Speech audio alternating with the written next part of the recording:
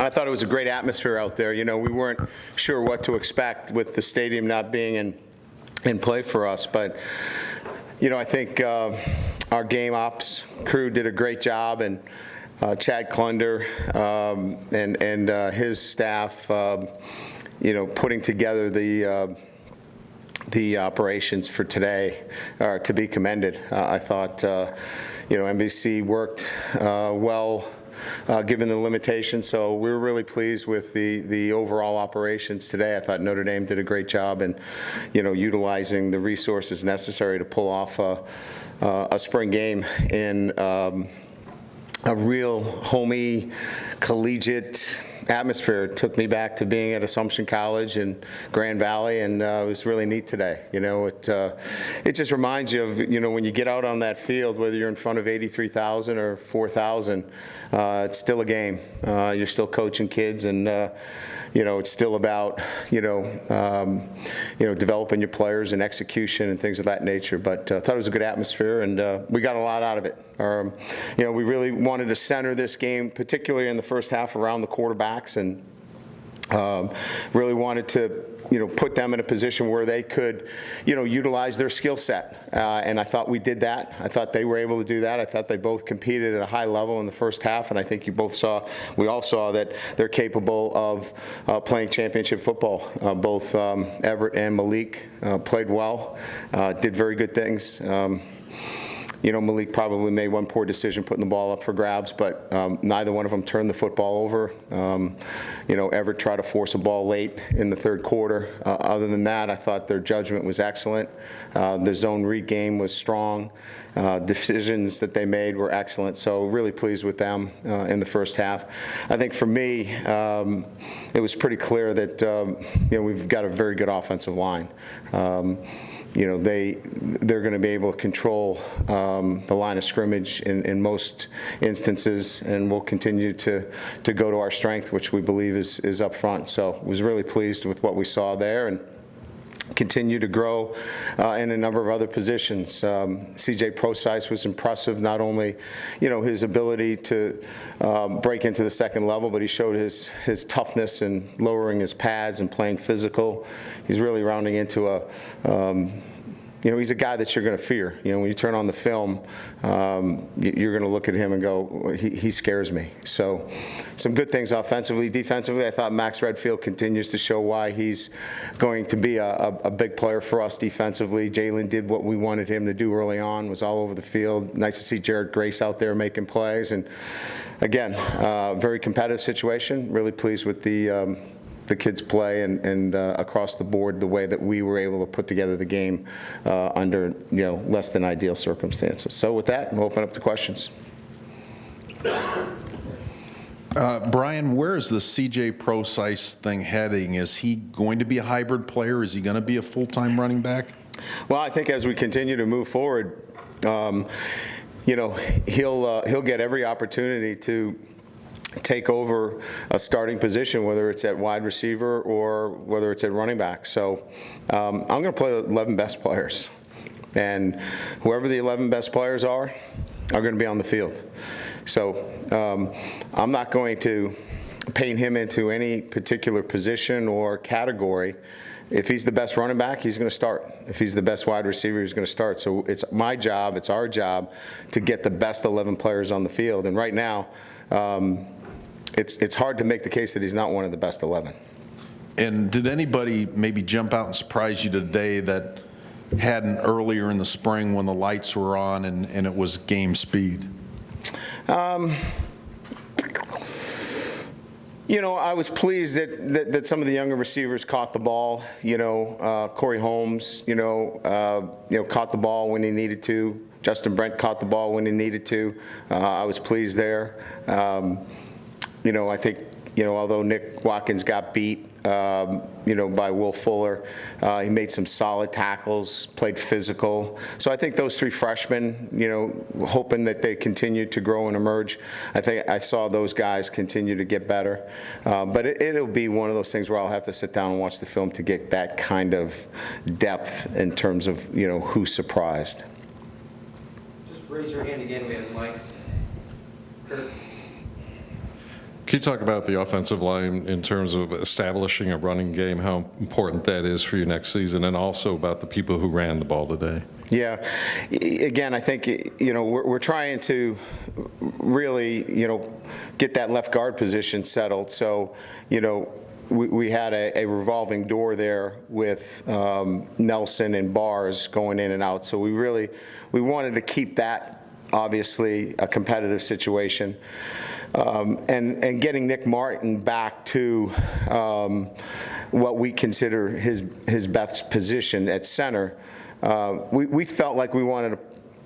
Today was a day that we really wanted to emphasize the run game and get our offensive line, working together and get into a good rhythm. We ran some tempo with them as well, and we just really think that that's the strength of our group, and wanted to see them working together, and I think we saw that today. Running backs, all three of them are capable of being really solid for us. Fulston is just really solid in all phases. I thought Greg did some pretty good things today. But I think that, again, the guy that keeps jumping out at us is C.J. Prosise. Coach, with Quentin Nelson, what did you want to see from him at the start of spring, and what have you seen from him now that spring's done? I think, when you're talking about that position itself, the guard position, it's picking up movement, right? We know if you put a guy in front of him, he's going to win that one-on-one matchup. It's movement. It's the ability to move and adjust when you've got games and slant and angles and things of that nature, where if it's in front of him, he's going to knock that guy out. It's the ability to move and redirect, because Alex Bars is really good at that. He's really nimble and moves his feet well. We wanted to see Nelson continue to improve, and that's where he's gotten better each and every week. And so I think that that's his greatest improvement through this spring has been in pass protection more than anything else, and picking up line games. Coach, what do you tell? I'm sorry. What do you tell the quarterback at this point? Do you tell them that it's even going into the off season, or do you just rate each of them individually? What do you tell them right now? Yeah, we keep working on each individual and where they need to continue to grow individually, and then the decision on playing time will take care of itself. That they can't control that. All they can control is what's in their purview, and that is the fundamentals of what we've asked them to work on, and the rest they can't really worry about. It's not their call, and that's been the function of it. Is that the biggest challenge for Malik? Obviously, he hit Fuller in stride with that long pass, but he had some earlier passes that looked like that were a little bit wayward. Is his main challenge right now is consistency? Yeah, I think with Malik, he has a tendency to hold back on his left side. So some of them are fundamentals, which are coming and working with him, and he's got to do a lot of that work in May and June as well. But he's made great progress in his mechanics and delivery, and he'll continue to work on that. So we saw improvement from the spring, day 1 to day 14, and I think we'll continue to see that as he goes through the summer. Brian, up here. Yep. With the quarterbacks from now until the beginning of camp, what do you feel like they need to work on? And I guess how much of that is part of your ultimate evaluation in terms of figuring out who's going to play, or how much each of them do end up playing? Yeah, there are certain things, like, for example, when we got backed up, in Everett's last possession. Everett made a great throw to Torrey Hunter down the middle of the field to pick up a big third down. We had hands to the face on our left tackle that put us back inside the 10-yard line. Everett had a wide open receiver on the perimeter, which would only have picked up about 10 to 12 yards, but would have improved our field position marketably for us to punt the football. He was a bit disinterested in the throw because he knew that wasn't going to get us a first down, nor was it going to get us another possession. He's got to make those throws so we can punt the football. So those little things of game managing are the things that we're working on, and that Everett's got to continue to improve on in his game. So game management situation with Everett, consistency and efficiency with his read option game we got to continue to work on. I thought he ran the ball effectively and efficiently today. He ran it with his pads down. He made good decisions of turning it up and stepping out of bounds when he needed to. Those two things in particular. Game management, I thought he worked in the pocket well, stepped up when he had nothing, he took off. And then, again, I think, the read option game. Those things he's got to continue to work on. And Malik, it's really about his consistency in all the things that he does. He does some things so well, and then there'll be a couple of things that are not consistent.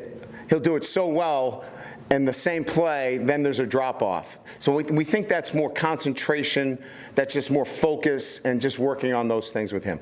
Last year, I think the OTAs were really more for the defense to sort of install Van Gorder's system a second time. Are the OTAs this year just purely quarterbacks for you? Is that the biggest benefit of these? Well, I think the OTAs for us will be continuing to work on what we saw in the spring as some of our strengths and going back to them and really focusing on who we are.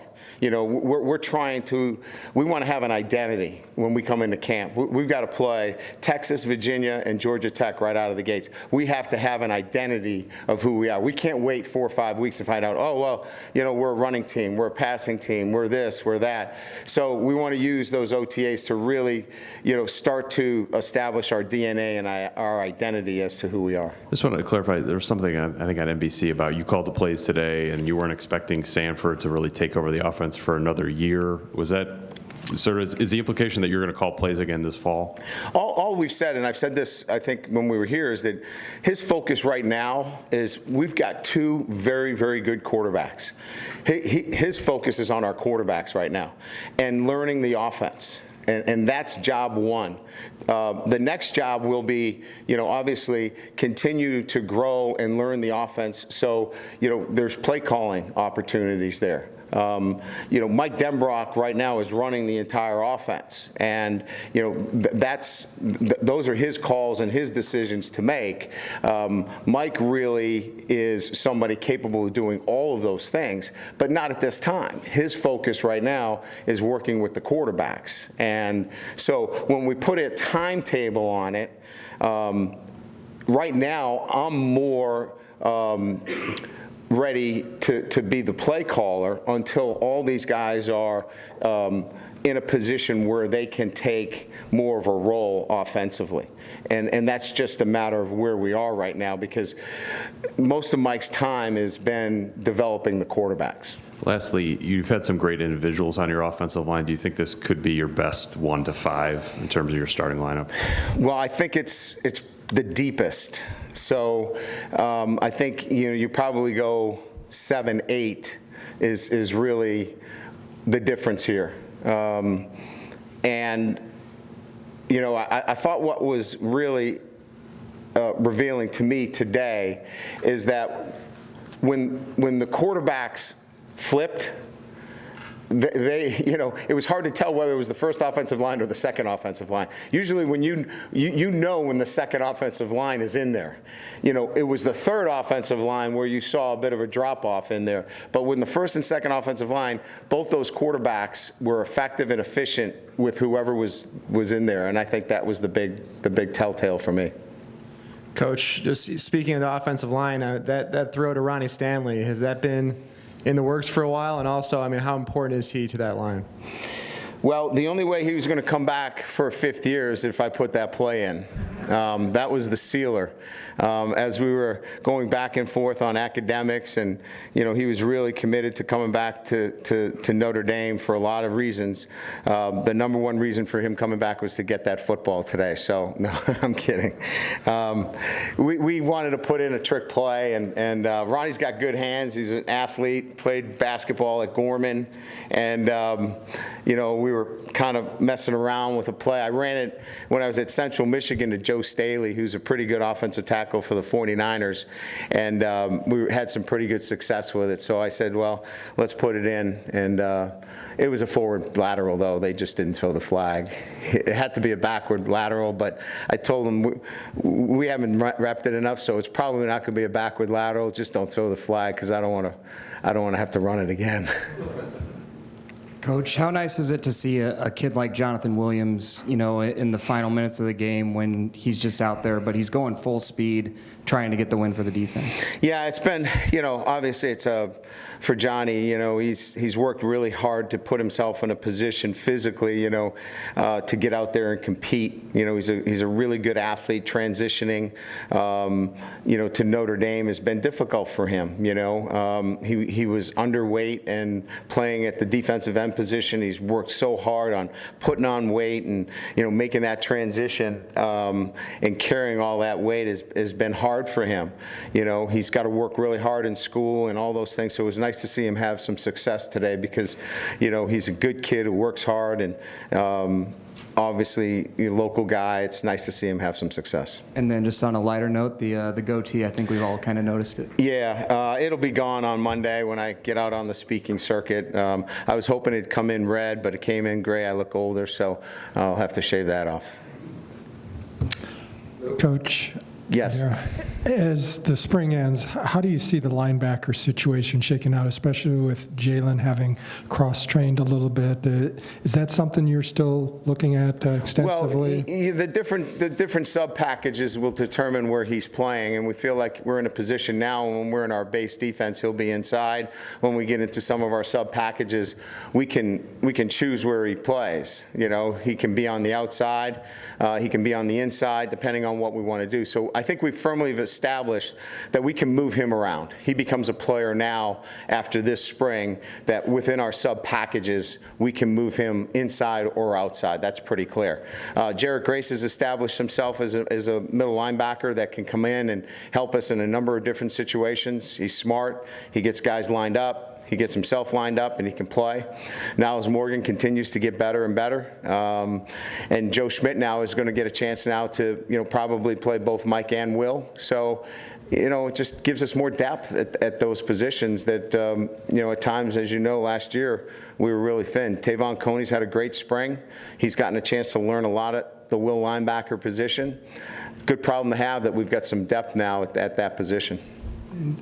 The offensive line you mentioned kind of has been the deepest there.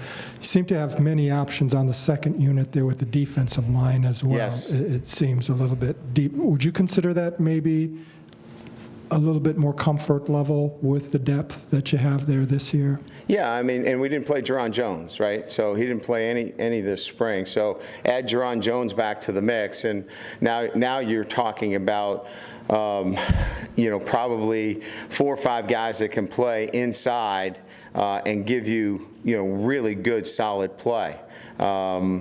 So again, depth on what I thought was different about this spring was the depth on the offensive line and defensive line that allowed us to do a lot more things together, 9-on-7, inside drills, 11-on-11, run play action work that we hadn't been able to do since I've been here, which gives us a clearer evaluation of our football team and who we are. And that makes it so much easier for us moving forward. And you can do it with depth. So, yeah, we're going to have 3-4 guys that we can count on inside, clears up who's going to play where moving forward. We almost didn't hear anything about Cole Luke. It's almost like you just take him for granted. Yeah, and he's had a pretty good spring. I think, he's gotten better. Technique is important for him. He's not a 4.3, 40 guy. He's got to rely on technique. I think he's gotten better. I think, those are the areas that he continues to get better at. His tackling is much firmer and much more solid at the point of attack. So I think it's been a good spring for him, and one that I think, obviously we're feeling confident that, he's gotten better through the spring, and hopefully we get some more guys back there this summer. Just real quickly, with the recruiting calendar, you have till May 31st with the evaluation period. Yeah. Do you have any satellite camps or any of the like set up? No, we're not going off campus. So it's going to be exclusively? It'll all be here. Everything is going to be done here. Coach, up here. Yeah. Can you talk about the fan play? And obviously that was a huge momentum shift for the defense. Yeah, we were hoping that would be. I told Max we're going to throw it up there, make sure you get it and score, because we need to close the gap here a little bit. So a little bit of manipulative scoring in the second half. Everett came to me and said, do you mind if we have a little fun with the play? I said, I thought we were having fun with the play, just calling the play.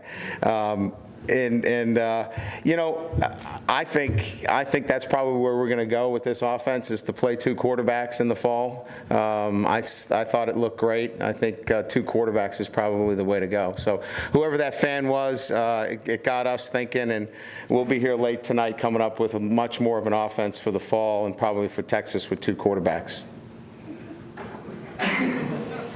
Is that good? You guys got that on film? Okay.